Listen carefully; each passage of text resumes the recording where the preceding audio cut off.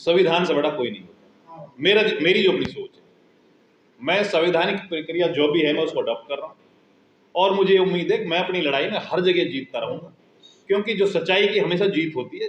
झूठ एक बार चलेगा लेकिन आगे वो बार बार लड़खड़ाएगा, उससे वो गिरेगा। संविधान के उससे ही चाय वाला प्रधानमंत्री बना।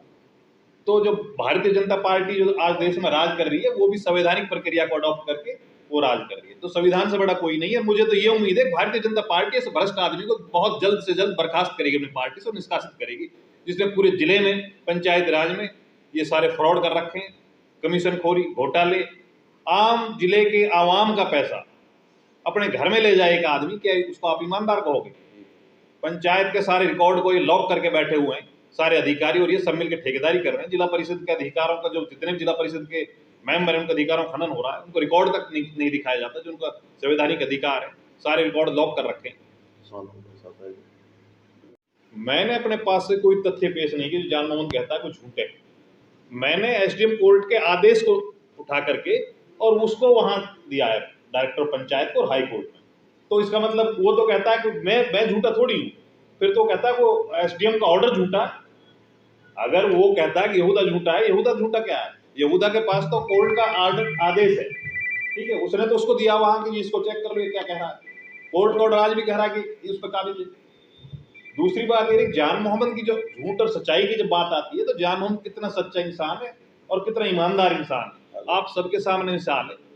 जब जिला परिषद का चुनाव हो रहा था, बीजेपी का एक पार्षद था तौफीक, और तौफीक बीजेपी से ही चुना गया था। जब तौफीक ने कहा कि मैं भी जिला प्रमुख के लिए कैंडिडेट हूं, तो इन्होंने अपनी एक रिश्तेदार को इस्तेमाल कर, बड़े शर्म की बात है, एक राजनीतिक पद के लिए अपने रिश्तेदार को इस्तेमाल किया, इतना गिर गया और उस पर झूठा 376 का पर्चा कटा दिया। और झूठा 376 का पर्चा कटाकर जब तौफीक को, यंग लड़का है, वो बर्दाश्त नहीं कर पाया, बेचारा गरीब जैसे भी है, वो सरेंडर कर गया और सरेंडर करा के उससे अपनी वोट ले ली और नेक्स्ट डे उस केस को विड्रा कर लेते हैं। तो इसमें आप खुद समझो कितना फ्रॉड आदमी है। अगर इसके रिश्तेदार के साथ उसने रेप किया था तो केस क्यों नहीं चलाया फिर आगे? जब इसको वोट डाल दिया तो केस विड्रा, वोट नहीं डाल रहा था तो इसको गिरफ्तारी के लिए तैयारी कर रहे थे। और मेरा तो ये है कि देखो, जान मोहम्मद जैसे भ्रष्ट व्यक्ति को जिले की जो बागडोर दी गई है, पूरे पंचायती राज में जिले में इसने पूरा भ्रष्टाचार फैलाया हुआ है, कमीशन खोरी, ठेकेदारी, टाइल फैक्ट्री, ये सारे इसके फ्रॉड। और बीजेपी पार्टी पूरे देश में, प्रदेश में एक संदेश देना चाहती है बार बार कि भाई हम भ्रष्टाचार के खिलाफ हैं, हम भारत को भ्रष्टाचार मुक्त करेंगे। तो मेरी तो बीजेपी पार्टी से भी ये रिक्वेस्ट है कि ऐसे भ्रष्ट आदमी को अपने पार्टी से बर्खास्त करें। अगर उनको ये छवि रखनी है कि बीजेपी भ्रष्ट मुक्त भारत देखना चाहती है, तो अगर भ्रष्टाचार मुक्त भारत देखना चाहती है तो इस भ्रष्ट आदमियों को अपना साथ न लगाए। देखो, अगर जिला के अधिकारियों की बात करें तो उनको 1% भी ये नहीं कि पंचायत की जमीन पे कोई आदमी काबिज है, और हमारा एक दायित्व बनता है कि पंचायत की जमीन जिसने भी कब्जा रखी है, कोई शिकायत आ रही है तो हम उसके खिलाफ कार्रवाई डालें और उसको उसके कब्जा से मुक्त कराएं। इन्होंने तो बड़ी उल्टी रिपोर्ट बना करके दी है कि जान मोहम्मद का कब्जा ही नहीं किसी जमीन पर, जबकि आज भी मौके पर वहाँ बिल्डिंग खड़ी है और उसके लिए कोई जवाब नहीं देती बिल्डिंग किसकी है। तो वो तो प्रशासनिक अधिकारी जिले के तो ये चाह रहे हैं कि जान मोहम्मद को बचाया जाए, चाहे बेशक पंचायत की जमीन खुर्द-बुर्द हो जाए। और इस जमीन के अलावा जान मोहम्मद की जो टोटल फैमिली है वो सबके पास पंचायत की जमीन पे काबिज है वो सब, और पंचायत की जमीन को उन्होंने और भी मकान बना रखे हैं इसके अलावा।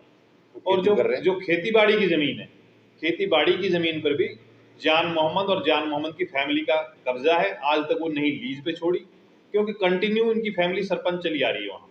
और जो कंटिन्यू सरपंच चली आ रही है, आप समझो ये बात, जब पंचायत की जमीन अगर किसी अदर आदमी ने कब्जा कर रखा तो इन्होंने उसके खिलाफ कार्रवाई क्यों नहीं करी? और अगर किसी ने कब्जा नहीं कर रखा तो इन्होंने उस जमीन को लीज पे क्यों नहीं छोड़ा? तो इससे ये साबित हो रहा क्लियर कि भाई जमीन पे खुद ही काबिज है, इसलिए नहीं कार्रवाई करते, नहीं उसको लीज पे छोड़ते।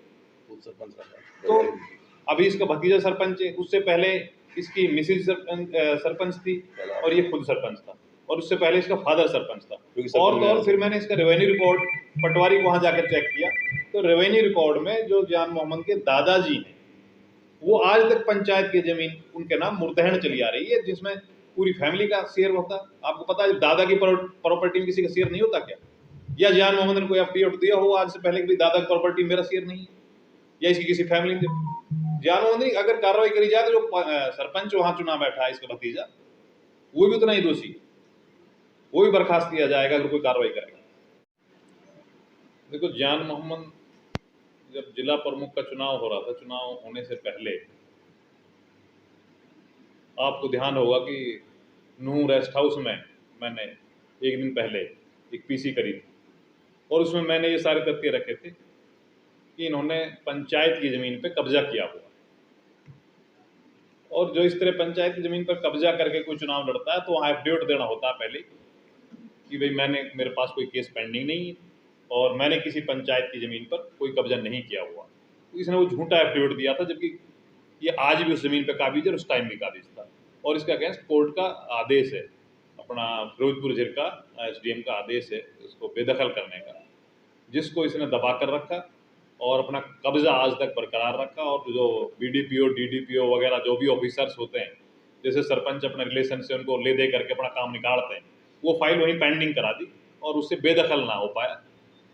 तो उसको हमने कोर्ट में चैलेंज करा था, हाई कोर्ट में। तो हाई कोर्ट ने डायरेक्शन दी थी डायरेक्टर पंचायत राज को, तो उन्होंने इसको सुना और उसको सुनकर इस पर फैसला दिया।